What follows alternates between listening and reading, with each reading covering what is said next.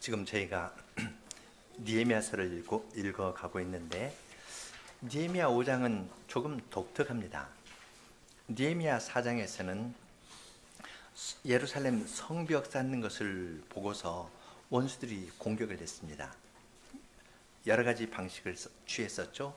위협하기도 하고요, 거짓말을 하기도 하고, 그리고 무엇보다도 이렇게 삥 둘러 있었는데요, 거기에서 유다 사람들이 와라, 10번이나 오라 했습니다. 그렇게 해서 이쪽 서쪽의 넓은 부분, 그쪽 공간이 비면은 이제 그쪽으로 치고 들어오려고 했는데 느헤미야가 하나님을 경외하면서 그걸 막았습니다.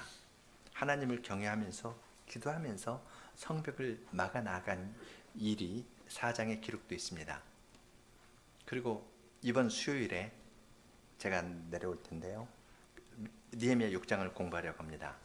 그 6장에서는 또 다른 의미에서 이 성을 쌓는 것에 대한 공격을 하는데, 성을 거의 다 쌓고 문 닫는 일만 있었을 때 이제 거짓말로 거짓 편지를 보내가지고 이야기를 하고 선지자를 세워가지고 느헤미야가 왕이 되려고 한다, 그런 거짓말을 퍼뜨립니다. 그리고 편지를 보내는데 밀봉하지 않고 개봉된 채로 보내서 사람들의 거짓말을 싹 퍼뜨리게 합니다. 예루살렘 성벽을 쌓는 일이 아주 중요해서 이렇게 성벽 쌓는 일이 점점 더 이루어질수록 공격도 아주 더 심해지는 것을 보는데요, 5장은 안에서 문제입니다. 성벽을 쌓는 일을 하는데 그때 안에서 균열이 생겼습니다. 이 균열을 어떤 방식으로 해결해야 될지, 이것이 느헤미야로서는 아주 중요한 문제였습니다. 우리가 주위에서 볼 수 있는 것은 어떤 방식인가요? 이렇게 성벽 쌓는 일을 하고 있다, 안에 문제가 있다, 그러면 어떤 방식으로 대처를 합니까? 그렇게 하면은 우리가 이렇게 나가려고 하는데 이 사람은 큰 적이다, 내부의 적이다. 적은 외부에만 있는 것이 아니라 내부에도 있다. 그래서 이 사람을 제거하는 방식, 일벌백계한다 해가지고 제거하는 방식으로 해서 일을 이루어 나가는 일들이 많이 있습니다. 그런데 느헤미야는 안에 이러한 문제가 생겼을 때 그 문제를 훨씬 더 깊이 보았습니다. 공적인 권징을 행하는데요, 그래서 첫째는 그 사람을 붙잡아 놓고 이야기를 하고, 그 다음에 대회를 열어서 대회 앞에서 이 사람들의 잘못을 이야기합니다. 공적인 권징을 행합니다. 그러나 세상과 다른 점은 쫓아내는 것이 아니라 데려오는 겁니다. 하나님의 말씀으로 그들을 잘 가르쳐서 어려운 때에 이자를 받는다든지 아니면 이자 갚지 못했다 해서 종으로 잡거나 파는 일들은 하나님을 경외하는 데에서 벗어난 일이다, 그렇게 이야기를 하면서 형제라 부르면서 이 사람들의 마음을 바꿉니다. 공적인 권징을 행하면서 그들의 마음을 돌릴 뿐만 아니라 세 번째로 제사장 앞에서 여호와의 이름으로 맹세를 하게 합니다. 개인적으로 이야기를 하고 공적인 대회 앞에서 공적인 권징을 하고, 그리고 하나님 앞에서 맹세를 하게 해서 이 사람들을 얻습니다. 그렇게 해서 거역하던 사람들의 마음을 돌이키게 되니까 예루살렘은 안에서 내적으로 굳게 되는 겁니다.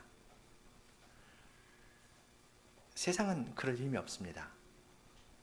사람을 바꿀 힘이 없고 사람의 마음의 움직임을 볼 힘이 없을 뿐만 아니라 마음을 바꿀 힘이 없습니다. 그러니까 그들이 하는 것은 이렇게 하는데, 이건 말하자면 인민재판하는 식으로 그렇게 해가지고 처단하고 사람들을 다른 식으로 해서 옥죄어가지고 끌고 가는 것이 세상이 행하는 일인데, 주님의 교회에서는 그렇지 않습니다.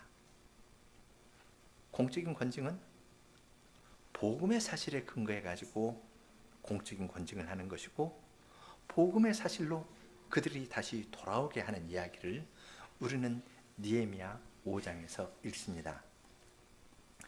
우선 이때의 상황에 대해서 조금 더 찬찬히 살펴보겠습니다. 성벽을 짓는 그러한 일을 할 때에 백성이 그 아내와 함께 울부짖으면서 형제 유다 사람을 원망합니다. 원망하는 것은 우리와 우리 자녀가 맞는데 곡식을 얻어먹고 살아야겠다, 먹을 것이 없다 하는 겁니다. 또 다른 사람은 말합니다. 우리와 밭과 포도원과 집이라도 전당 잡히고 이 흉년을 위하여 곡식을 얻자 했습니다. 지금 느헤미야가 성벽 짓는 일을 52일 만에 마쳤는데요, 그 마친 때가 엘룰월이고 7월입니다. 그러니까 봄 추수 끝나고 가을 추수 전입니다. 근데 그때가 그 해는 흉년이었습니다. 그래서 봄 농사에서도 얻은 것이 별로 없고요, 가을 농사도 별로 기대할 것이 없게 되었습니다. 흉년이어서 먹을 것이 없게 됐습니다. 그런 때 느헤미야는 이건 해야 될 때라 해가지고 금년에 흉년이니까 잘 쉬었다가 힘 비축해서 내년에 하자, 하나님께서 이 땅에 풍년을 주시면 그때 하자 하는 것이 아니라 흉년인 그때 그 일을 그냥 진행했습니다. 그래서 52일 만에 마쳤거든요.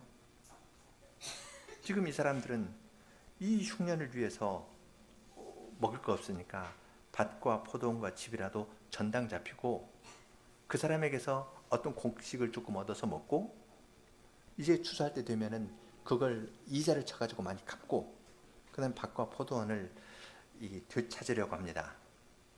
또 다른 사람은 말합니다. 우리는 밭과 포도원으로 돈을 빚내어서 세금 바쳤다, 세금 내버렸다. 페르시아는 그들이 걷어나가는 세금이 있는데 안 하면 사람을 잡아가니까 밭이나 포도원 같은 것 저당 잡히고 이 돈으로 세금 내버려서 우리는 저당 잡힐 밭과 포도원도 없다는 겁니다. 더 나아가서 어떤 사람은 우리는 우리의 자녀를 저희에게 종으로 팔았다. 우리 딸 중에 종으로 맡기고 그래서 이 사람이 받아가지고 이 종으로 데려온 이 젊은 딸을 다른 사람에게 또 팔려고 하고 있습니다. 한편으로는 성벽을 짓기 위해서 노력하고 있는데 3장에 보면은 이렇게 각 집안별로 열심히 하고 있죠. 근데 그때는 흉년이었고 먹을 것이 없었고 그때를 이용해서 고리대금업 하는 사람들이 있었고요, 저당 잡히고 식물을 주면서 돈을 많이 취하는 사람이 있었고, 더 나아가서 너 저당 잡힐 거 없으면 딸 데려와, 딸을 팔면은 그 다음에 먹을 거 찔끔 주고, 이런 일들이 있었습니다. 그러니까 이건 먹을 것 문제만이 아니라 이들이 하는 말이 그러죠. 우리 육체도 우리 형제의 육체와 같고 우리 자녀도 저희 자녀와 같거늘 이제 우리 자녀를 종으로 파는도다. 저나 우리나 똑같이 한 형제인데 형제인 우리를 형제로 대우하는 것이 아니라 이자를 받을 뿐만 아니라 우리 자녀를 종으로 데려간다. 종으로 데려가서 다른 사람에게 팔려고 한다. 그렇게 이야기하였습니다. 이스라엘에서는 히브리 종으로 팔려도 7년 되면 돌려보내는 제도가 있고 희년이 되면은 그것을 돌려보내는 제도가 있는데 그런 것이 완전히 무시되어 있는 겁니다. 하나님을 경외하는 것이 없고 하나님을 경외하지 않기 때문에 하나님의 계명도 지키지 않는 이러한 현실에서 성벽만 덩그러니 쌓아둔다면, 그리고 백성들 사이에는 다 분열이 되어 있다면 이것이 무슨 의미가 있겠습니까? 느헤미야는 단지 성벽을 쌓기 위해서 온 사람만은 아닙니다. 하나님께서 세우시는 그 성벽 안에 있다면, 성벽은 이스라엘 백성의 한 거룩한 형제로서 한 분 아버지를 모시기 때문에 서로는 형제가 되는 겁니다. 서로 내적으로 긴밀히 연합되어 있어야 되는데 연합되어 있지 않고 성벽을 쌓게 된다면, 그래서 그것을 사업으로 추진해 가지고 무리하게 진행한다면 이건 무리한 일이 되는 겁니다. 성벽을 쌓는 의미가 없어지는 겁니다. 그러한 일이 생겼을 때 느헤미야는 세 가지 조치를 취합니다. 첫째는 개인적으로 권면하는 것이고, 그리고 이 사람들이 지은 죄는 이미 공적인 죄입니다. 그러니까 공적으로 대회를 열어가지고 책망하고, 셋째로 하나님 앞에서 맹세시키도록 합니다. 느헤미야는 그러한 때 백성들의 부르짖음을 듣고 중심에 개혁하고 귀인과 민장을 꾸짖습니다. 너희가 각기 형제에게서 추리하는도다 하고 말하였습니다. 형제에게서 이자를 받는다 그랬습니다. 시편 15편에서 이야기하는 것처럼 거룩한 산에 오를 자는 형제에게 이자를 받지 않거든요. 추리대금 고리를 취하지 않는 겁니다. 그런데 시온성을 쌓는다 하면서 이 안에 있는 사람이 지금 이자를 받고 있습니다.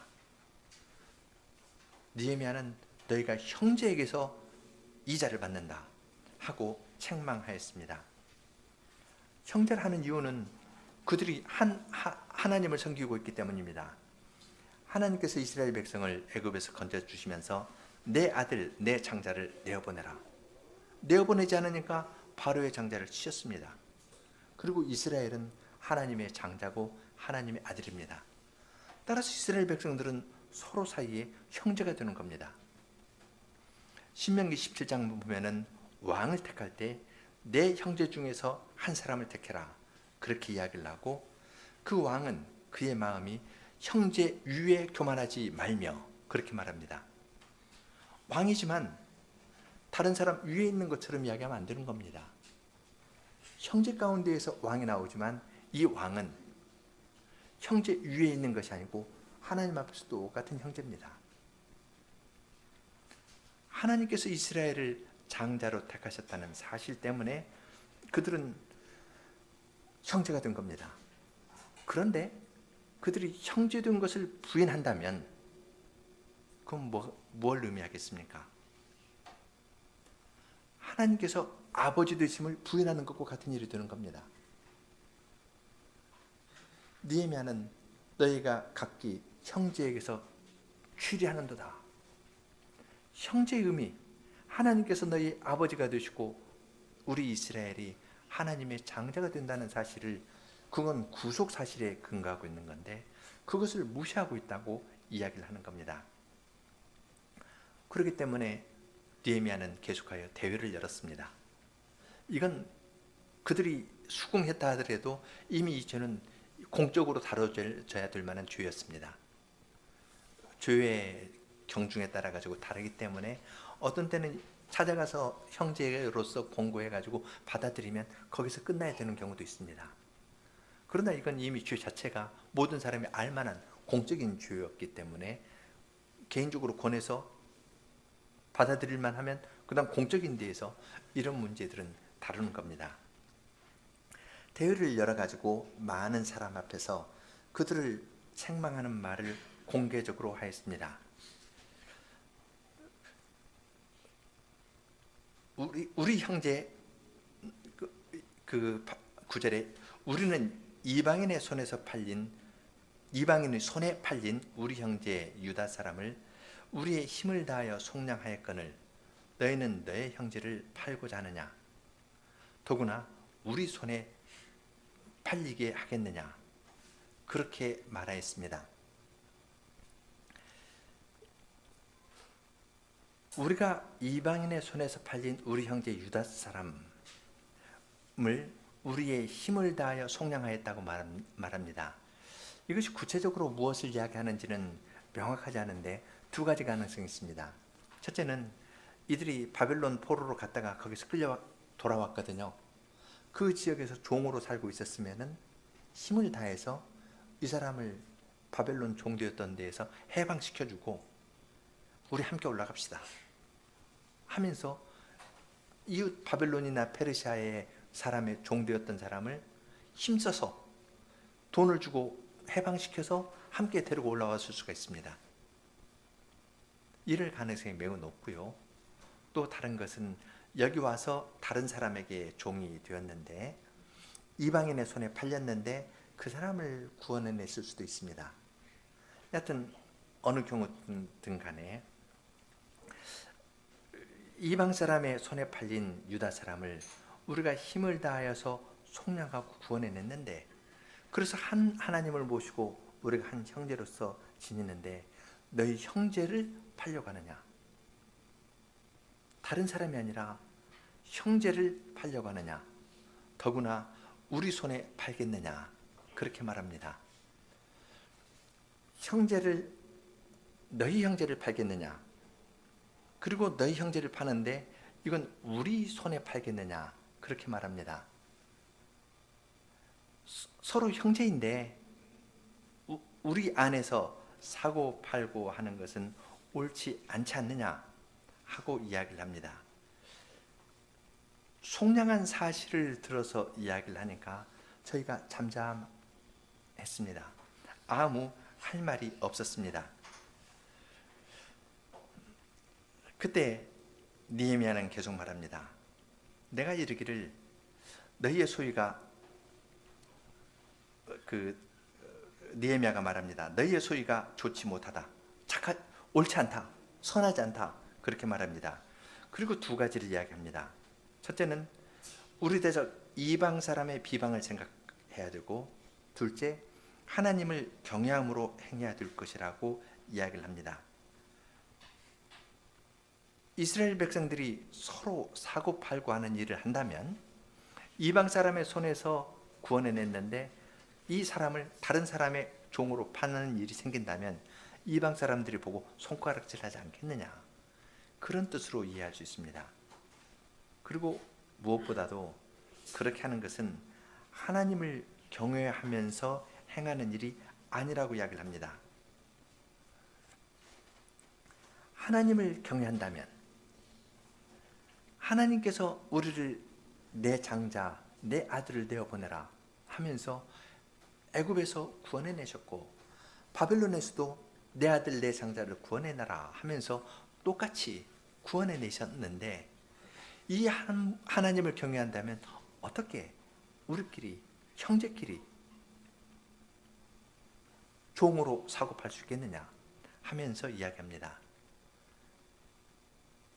이 문제는 다른 문제가 아니라, 경제적인 이익의 문제가 아니라 신앙의 문제임을 지적하는 겁니다. 지금 이스라엘 백성들은 힘을 다해서 시온 성벽을 쌓고 있습니다. 근데 그때는 흉년입니다. 그래서 먹을 것이 없고 또 자기의 논밭을 잘 가꾸지 못해가지고 더 어려운 가운데 떨어진 사람이 있습니다. 그러면 어떻게 해야 될까요? 먹을 것 갖다 주면서 이것으로 우리 십시일반합시다 하면서 나누면서 더 성벽 쌓는 일에 힘을 내자고 할 터인데, 그런 기회를 이용해서 돈을 버는 사람이 있습니다. 밭 가져와 해가지고 먹을 거 조금 주고 다음에 갚을 땐 이자 이만큼 줘야 돼. 밭 없는 사람이 와서 먹을 거 달라고 이야기하면 그의 창고에 먹을 것 있는 거 보고 알고요, 이야기하면 딸 데려와, 내가 좋은 값으로 쳐서 줄게. 그렇게 하면서 먹을 것 찔끔 주는 식입니다. 옛날부터 돈 벌 때에는 평범한 때보다 유기의 때, 전쟁을 겪거나 이러한 때 돈 버는 일이 많이, 돈을 벌려면 그런 때에 크게 벌 수 있다고 합니다. 지금 여기 이 사람들은 어느 정도 지도자들인데요, 민장이나 두령들, 지도자들에서 자기의 돈이 있습니다. 이걸 풀어가지고 성벽 짓는데 일을 하는 것이 아니라 이걸 토대로 더 많은 돈을 긁어 모으고 있는 것입니다. 그러한 현실에서 느헤미야는 뿌리를 보았습니다. 보통 다른 집단에서는 아까도 말씀드린 것처럼 그런 사람은 내부의 균열을 가져오는 적으로 생각해가지고 공개 처형한다든지, 그래서 그 사람의 재산을 몰수해가지고 나눠줘 버린다든지 그런 식으로 합니다. 느헤미야는 총독이니까 혹시는 그렇게 하려고 그럴 권한이 있었을 수도 있는지 모르겠습니다. 그렇지만 그렇게 하면은 그건 신령한 방법이 아닌 겁니다. 느헤미야는 자기 이야기를 합니다.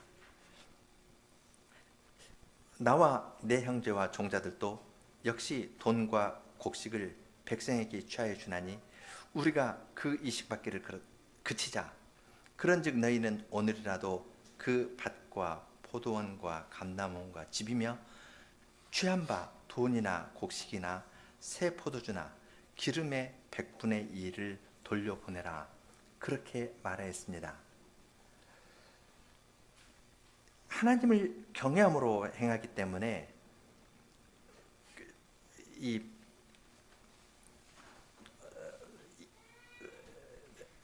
백성들에게 돈과 곡식을 백성에게 주고 이자 받는 것은, 주기만 하고 이자 받는 건 그치자, 그렇게 말합니다.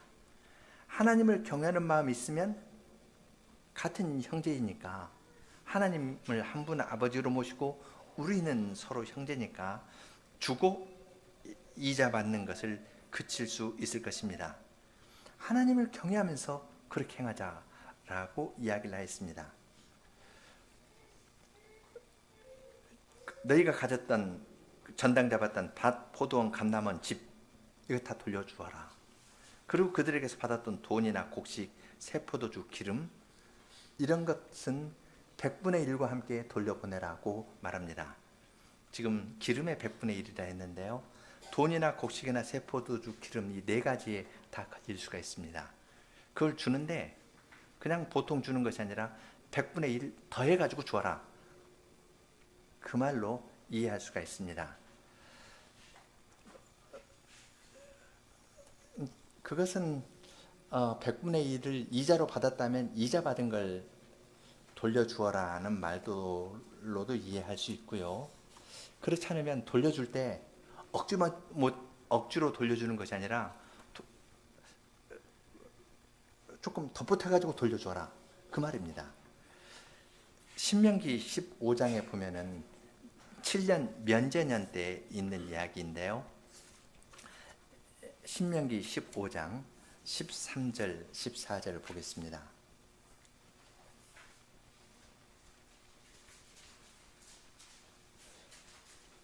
그 7년째 그를 돌려보낼 때의 이야기입니다.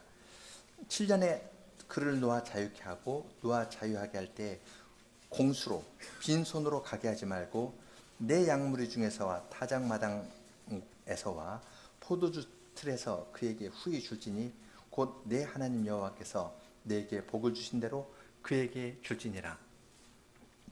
자기 집에 종으로 데리고 있던 사람들이 6년간 봉사하고 7년째 되어서 돌려보낼 때에는 양이나 포도주 틀이나 그러한 데에서, 타작마당에서 이렇게 잔뜩 취해가지고 그거 돌려서 지고 가도록 돌려보내라는 겁니다. 느헤미야는 이러한 하나님의 말씀을 잘 알고 있었기 때문에 그 돌려보낼 때 그냥 돌려보내지 말고 다른 거 100분의 1 정도, 1%더 얹어서 넉넉하게 돌려주라고 이야기를 하였습니다. 구약의 규례들, 희년이나 면제년에 대한 규례를 알고 있었기 때문에 그렇게 하나님의 말씀으로 지도하면서 이 하나님을 경외하면서 이렇게 행하라, 그렇게 이야기를 했습니다. 그렇게 이야기를 하니까 느헤미야의 말은 가마력이 있었습니다. 그래서 그들이 우리가 당신의 말씀대로 행하여 돌려보내고 아무것도 요구하지 않겠다고 말합니다. 그러니까 세 번째로 느헤미야는 제사장들을 불러서 저희에게 그 말대로 행하리라는 맹세를 시키게 하였습니다.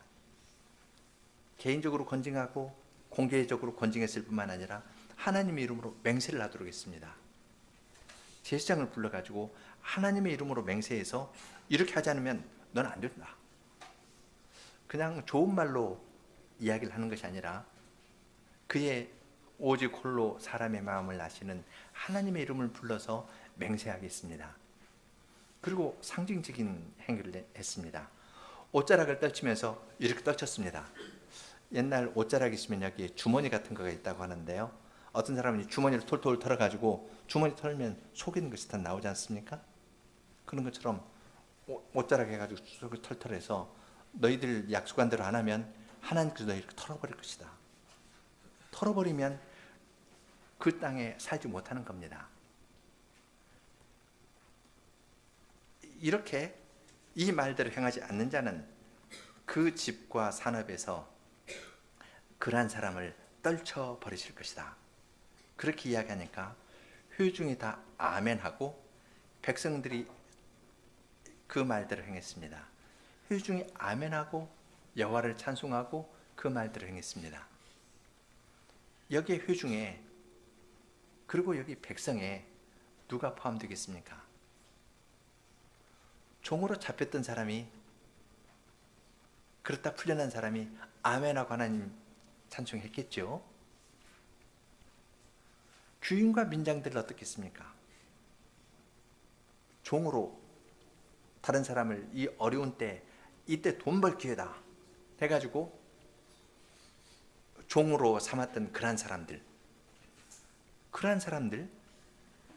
그들도 여기에 포함되는 겁니다. 하나님을 경외하면서 행하자. 그렇지 않으면 너희는 이렇게 하나님께서 떨쳐가지고 이 땅에서 살지 못하게 될 것이다. 그런 이야기를 했을 때 그 사람들이 돌이킨 겁니다. 종을 돌려보낼 뿐만 아니라 그의 마음이 돌아섰습니다. 회개했습니다. 지금 예루살렘 성벽을 쌓는 이러한 시기인데 이때 기근이 있으면 내가 다른 사람 도와서라도 그냥 거저 주어서라도 해야 될 텐데 그렇지 않았다는 것이 참 부끄럽구나. 그러면서 회개했던 겁니다. 회개하고 이렇게 일한 나를 돌이켜 주시는 주님께 감사하면서 회중이 아멘하고 여호와를 찬송할 때 착취했던 사람도 함께 아멘하고 하나님을 찬송하였습니다. 그리고 자기가 하나님 앞에서 맹세한 그대로 행하면서 나아갔습니다. 이것이 교회의 아름다움입니다. 세상에서는 어떤 문제가 있으면 내부의 문제가 있으면 이걸 다루기 어려우니까 밖으로 향합니다. 밖에 어떤 적이 있다. 그래서 그쪽을 향해서 막 가는데요. 또 외부에서 이렇게 오다가 어떤 어려운 문제 있으면 내부에 적이 있다. 어떤 사람 공개적으로 내세워가지고 이 사람만 없으면 문제가 풀어진다. 이런 식으로 하는 것이 우리가 사는 세상의 모습 아닙니까? 그런데 하나님의 나라는 그런 곳이 아닙니다. 하나님을 경외함이라는 말로 거역하던 자들도 돌이키게 하시는 겁니다. 그들도 돌이켜서 자기의 잠깐 잘못해가지고 경제적인 이익 때문에 형제에게서 이자를 받거나 또한 형제의 자녀를 종으로 삼은 것을 크게 회개하고 돌이켰습니다. 그리고 그들이 하나가 되어가지고 하나님께 나아가서 하나님을 찬송했습니다. 예루살렘 성벽이 쌓아질 때 주님께서는 이스라엘 백성을 하나로 만들어서 이 성벽을 이렇게 굳게 만드셨습니다. 이 이야기를 하면서 느헤미야는 14절부터 보면은 개인적인 모범을 듭니다. 5장 14절부터 18절은 느헤미야가 총독으로 있었던 12년 동안의 이야기입니다. 아닥사스다 왕 20년부터 그 445년부터 12년 동안 총독으로 있었는데 총독의 총독으로서 봉급을 받지 않았다는 이야기입니다. 그런데 성벽 이야기는 52일간 쌓은 이야기입니다. 그러니까 5장 14절부터 이야기는 그 전부터 그 뒤 이야기까지 이 큰 배경입니다. 단지 이 52일 동안에만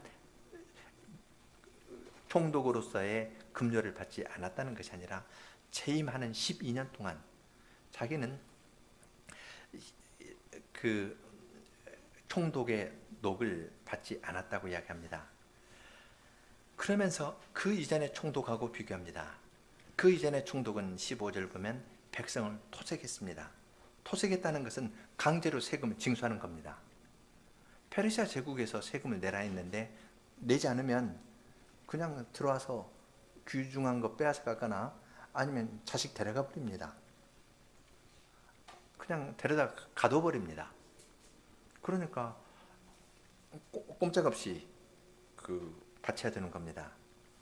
그리고 이전 총독들은 양식이나 포도주나 또 은 40세겔을 취하였습니다. 그 말은 양식, 포도주 그리고 돈, 은 40세겔을 취했다라는 말도 들 수 있고요. 또라는 말이 없습니다. 그래서 양식과 포도주 40, 은 40세겔 어치를 취했다는 말로도 읽을 수 있습니다. 그러니까 그들은 세금도 걷어들였고요. 자기가 양식이나 포도주를 은 40세겔이면 상당한 돈인데 그것을 그냥 취했습니다. 그만큼의 먹을 것을 필요에 따라 가지고 취했다는 겁니다. 총독이 그러니까 총독의 종자들도 백성을 압제했습니다. 총독이 백성을 압제하면서 먹을 것 마음대로 그들에게서 가져오니까 총독의 신하들도 백성들 압제하면서 필요한 것들을 착취하면서 나아갔습니다. 여기서 중요한 단어가 또 하나 나옵니다.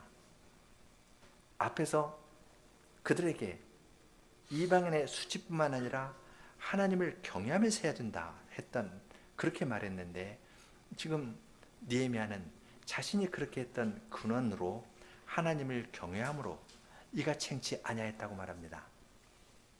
하나님을 경외하기 때문에 자기는 백성들을 대해서 압제하거나 토색하거나 먹을 것을 얼마든지 그들에게서 강제로 빼앗는 일을 하지 않았다고 이야기합니다. 오히려 반대로 해서 이 성 역사를 위해서 예루살렘 성 재건하는 일에 힘을 다하였고 어떤 사람이 먹을 것이 없어서 땅을 헐값에 내놔도 땅을 사지도 아니하였고 자기의 종자들도 시켜서 성 짓는 일을 하도록 했습니다. 앞에 있는 이전 총독하고 아주 대비가 되죠. 총독으로서 얼마든지 취할 수 있습니다. 취하지 않으니까 느헤미야의 신하들도 성 쌓는 일에 함께했던 겁니다. 그 정도가 아닙니다. 먹을 것을 은 40세겔어치를 취하는 대신에 그는 사람들에게 베풀었습니다. 17절부터 보면은 내 상에는 유다 사람들 그리고 민장, 백성의 지도자들 150명이 있었습니다. 그리고 이방 사명 가운데에서 이방인들 가운데 나에게 나온 사람들, 그 사람들을 먹였습니다. 느헤미야는 잘못하는 민장들을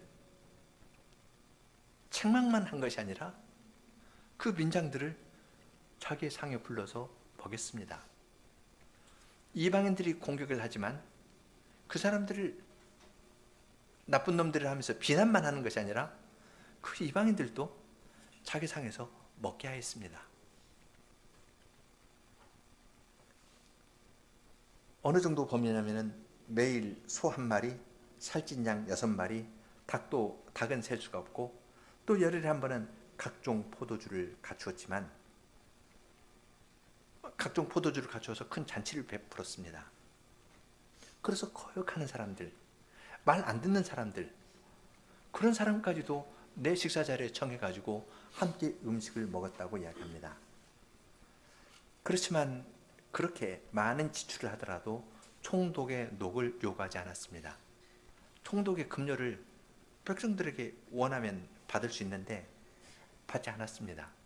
왜냐하면 백성들이 일하는 것, 부역이 제국에 내는 돈이라든지 아니면 성벽을 짓는데 그들이 이 희생하면서 노력하는 것을 보니까 오히려 이걸 가지고 도와주었지, 총독으로서 마땅히 받을 만한 거 있는데 하나도 받지 않았다고 이야기를 하였습니다. 느헤미야가 이렇게 된 것은 하나님을 경외하기 때문이었습니다. 느헤미야는 다른 사람에게 너의 하나님 경외라 하는 것이 아니라 본인이 처음부터 하나님을 경외하면서 자기의 모든 것을 들여가지고 백성들을 섬기고 격려하고 그렇게 나아갔던 겁니다. 그러니까 그렇다는 민장들에게 책망을 할 때에 그의 말이 먹힐 수 있었던 것이라 생각합니다. 하나님을 경외하는 것이 느헤미야의 사역의 핵심에 있는데 그의 힘의 원천에는 기도가 있습니다. 19절, 내 하나님이여, 내가 이 백성을 위하여 행한 모든 일을 생각하시고 내게 은혜를 베푸시옵소서. 느헤미야가 백성들에게 하나님을 경외함으로 행하라 했을 때 그 말이 잘 받아들여진 것이나 그가 하나님을 경외하면서 많은 사람에게 12년 동안 베풀면서 살았는데 그래도 자기가 수사 왕궁에서 벌었던 그 돈을 가져와 가지고 다 푸는 겁니다. 그래도 아까운 마음 하나도 없고 계속 12년 동안 그렇게 할 수 있는 것은 이 백성, 하나님께서 그들의 아버지가 되셔서 서로의 관계는 형제입니다. 거역하지만 그래도 하나님의 언약에 있는 이 백성을 위해서 자신이 자기를 다 드리고 나온 겁니다. 여기에 주님께서 은혜를 베풀어 주시기를 구하였습니다. 매일 이렇게 기도하면서 사니까 그는 하나님을 경외함 가운데에서 경외하면서 주어진 일을 감당할 수 있었던 겁니다. 느헤미야는 내 손으로 행한 것이 무의가 되지 않았으면 좋겠다, 그 정도가 아닙니다. 느헤미야에는 기도가 참 많이 나오는데요, 13장 14절에서도 같은 기도가 나옵니다. 내 하나님이여, 이 일을 인하여 나를 기억하옵소서. 내 하나님의 전과 이 모든 직무를 위하여 나의 행한 선한 일을 도말하지 마옵소서. 자기가 이렇게 봉사했는데 하나님의 집을 위해서 했던 이 일, 하나님 이것을 무의로 돌아가게 하지 말아 주십시오 라고 기도했습니다. 왜냐하면 그건 하나님의 약속이 이루어지는 일이거든요. 반대하는 세력이 13장까지 보면 계속 있습니다. 6장에 가면 아주 교묘하게 있고요, 13장에 가면 또 나옵니다. 그러한 때 느헤미야는 하나님의 약속이 헛되게 돌아가지 않기를 위해서, 하나님께서 행하시는 선한 일이 헛되게 되지 않기를 위해서 기도를 드렸습니다. 하나님을 경외하는 것, 그것이 느헤미야로 하여금 기도하게 하였고, 기도하면서 느헤미야는 현실적인 지혜를 얻었습니다. 대적들이 공격할 때 휘둘리지 않고 쏠리지 않고 제 위치에 딱 있게 하면서 느헤미야 4장에서 볼 수 있는 것처럼 성에서 제 위치를 지키면서 성 쌓는 일을 계속했습니다. 뿐만 아니라 거역하는 사람에 대해서도 자기가 하나님을 경외하고 있으니까 너희도 하나님을 경외하면서 살아야 되지 않겠냐 하고 이야기를 하였습니다. 느헤미야가 하나님을 경외해야 된다 이야기를 하고 이방 사람의 조롱을 이야기를 했는데, 그건 조금 더 깊이 생각할 필요가 있습니다.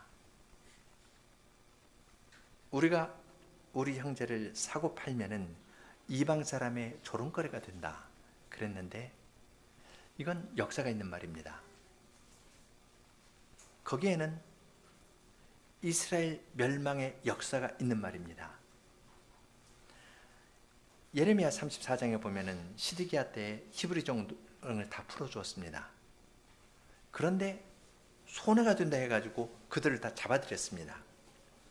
하나님과 세운 언약을 어기니까 하나님께서 예레미야 34장 16절 17절에서 이렇게 말씀하십니다. 너희가 뜻을 변하여 내 이름을 더럽히고 각기 놓아 그들의 마음대로 자유케 하였던 노비를 끌어다가 다시 너희에게 복종시켜서 너희 노비를 삼았도다. 그러므로 나 여호와가 이같이 말하노라. 너희가 나를 듣지 아니하고 각기 형제와 이웃에게 자유를 선언한 것을 실행치 아니하였은즉 내가 너희에게 자유를 선언하여 너희를 칼과 연병과 기근에 붙이리라. 나 여호와의 말이니라. 내가 너희를 세계 열방 중에 흩어지게 할 것이며 종으로 잡아왔다 종 풀어줬던 사람을 다시 잡아들이니까 나와 세운 언약을 어겼다. 서로 형제됨을 부인하는 겁니다. 형제됨을 부인하는 것은 하나님의 아버지 되심을 부인하는 겁니다. 애굽에서 구원해내면서 내 창자 내 아들 이스라엘을 놓아보내라 그랬는데 이스라엘 백성들이 서로 형제됨을 무시하고 하나님과 세운 언약을 어기고 있습니다.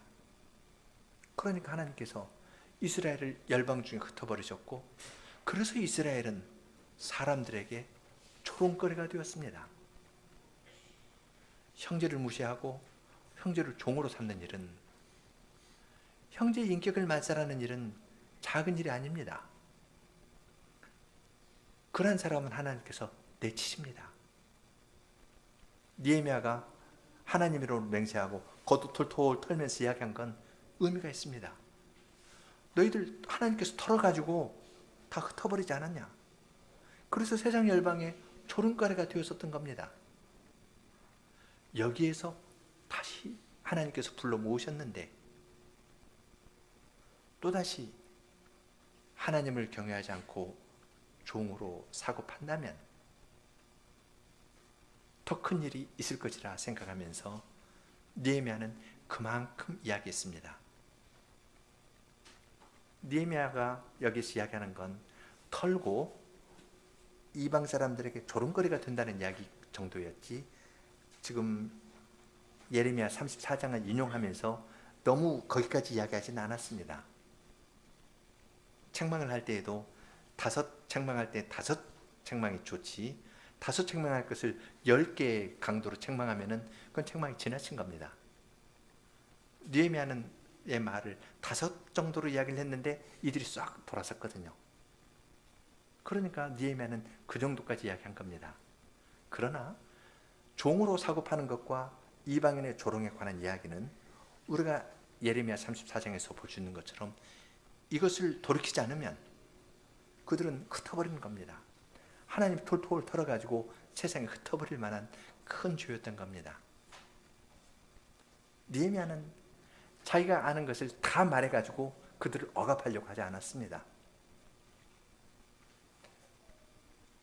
이 정도 이야기해도 이 사람들이 받아들이니까 개인적으로 책망하고 공적으로 책망하고 여호와의 이름으로 맹세했지, 더 나아가가지고 그들을 꽉 누르거나 옥주지 않았습니다. 오히려 느헤미야는 그런 사람들도 돌이키게 하고 자기 식탁에서 유다의 민장들을 청해가지고 거기에서 함께 식사를 나눈 것을 볼 수 있습니다. 이것이 하나님을 경외하는 사람의 태도입니다. 하나님을 경외하는 사람은 다른 사람을 책망할 때에도 멈추는 지점이 있습니다. 그렇지 않은 사람은 논리적으로 확 세워가지고 5 강도로 이야기될 것을 10개 강도로 이야기를 해서 다른 사람을 눌러버립니다. 누르고 나를 세우는 것이지 그를 돌이키게 해가지고 하나님께 나오도록 하는 일은 못합니다. 하나님을 경외하는 느헤미야는 민장들의 형편을 알았고 백성들의 형편도 알았습니다. 백성들의 부역이 무거우니까 하나님을 경외하는 느헤미야로서는 그들에게 더 이상 돈을 자기의 봉급을 위해서 그들에게서 무엇을 취하려 하지 않았습니다. 하나님을 경외하는 느헤미야는 하나님께서 세상을 보시는 그 정도로 보았습니다. 하나님께서 이 사람들을 어떻게 보실까? 큰 짐을 짊어지고 있는 사람에 대해서 긍휼히 여기는 마음을 가지고 하나님을 경외하니까 더 요구하는 겁니다.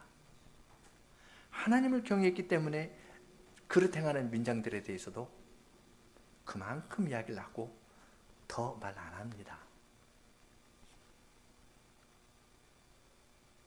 누가 그러한 마음의 상태에 이룰 수 있겠습니까? 그것은 느헤미야처럼 기도하는 사람입니다. 하나님이여, 이 일을 인하여 나를 기억하옵소서. 내 하나님의 전과 그 모든 직무를 위하여 나의 행한 선한 일을 도말하지 마옵소서. 하나님께서 이루시는 일이 반드시 이루어질 것이니까 그 일을 하나님께서 친히 이루어 나가시기를 구하고 자기는 자기 시대에 그 한계 안에서 일을 하고 나아갔습니다. 이것이 하나님을 경외하는 사람에게서 볼 수 있는 지혜이고 하나님을 경외하는 사람에게서 볼 수 있는 사랑입니다. 함께 시편 25편 1절로 5절 부르겠습니다.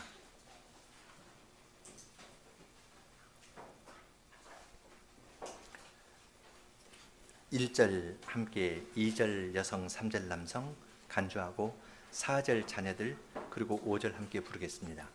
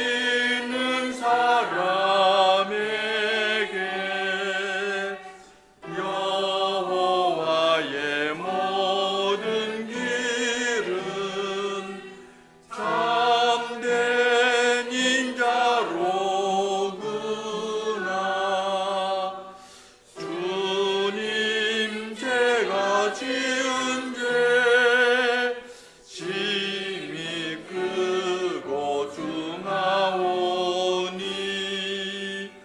여호와 이름 위에 용서하여 주옵소서.